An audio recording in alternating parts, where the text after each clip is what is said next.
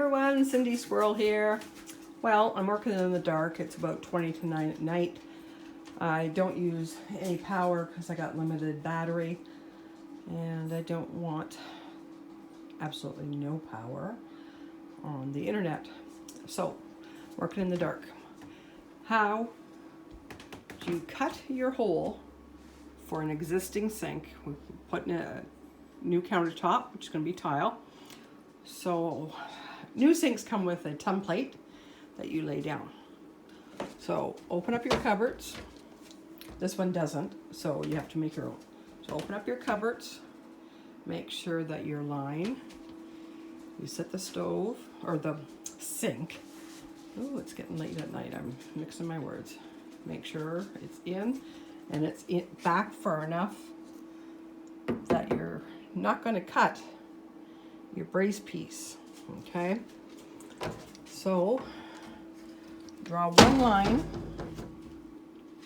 all the way around. Make sure it's square. Measure from, this point to this point to that edge. Make sure it's the same at the back, that it's all square. After you draw that, sorry, I keep moving the light, forgetting. After you've drawn that line, measure from here to here. That's 1 inch on this one. There's a 1 inch difference. So I can't make the hole.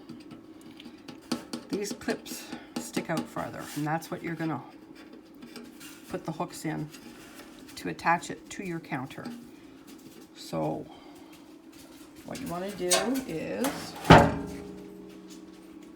1 inch from that first line.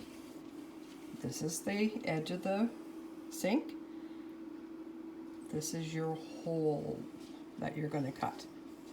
Okay? That gives the sink 1 inch to rest on, this piece, but it gives enough room that this is going to slide through the hole. Okay, so now I'm going to get, how do you start your skill saw or your, I'm not sure if I'm going to use the jigsaw. I'm going to try the jigsaw. So I'm going to get a drill. I'm going to drill a hole in this corner. A fairly nice hole. I'll probably get a keyhole saw or something. And then you've got room to stick your blade in and go along that line. And I'll be back. And I forgot to turn the gun on, or the camera on.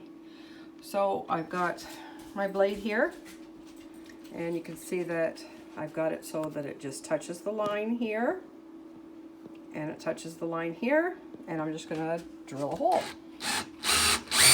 which is hard to do holding this, so I'm gonna have to set you down. Okay, so apparently I forgot about the corner braces in your cupboard. You'll have a corner brace up there. Okay, you see it in the back corner. Where are we here? Up we go. Corner brace. So of course I came down and hit it. So we're gonna have to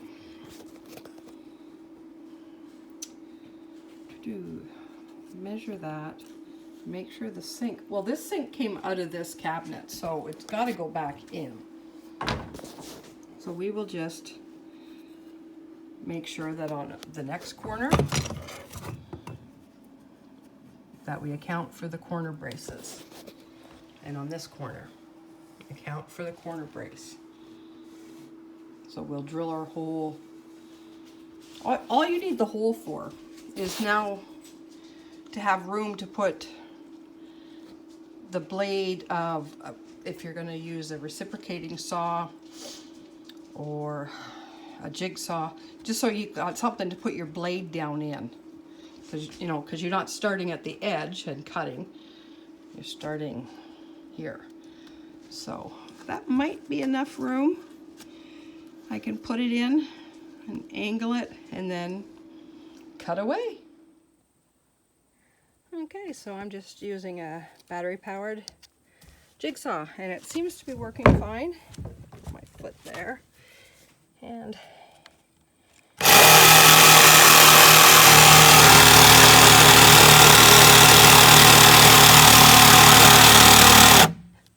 there, I'll just cut out the sink. Okay, so we got her all in, and I haven't, my son doesn't have time to do the tile work, but we placed the sink in so we could hook up the new tap. So I still don't have water yet, but now I can at least use the sink. I can fill it full of water that I boiled on the barbecue, dump in there, and I can at least do a load of dishes. And he hooked up the drain below so it drains into the septic tank. I can wash my hair in here. I can sit on the counter and wash my feet in here if I flippin' well wanted to.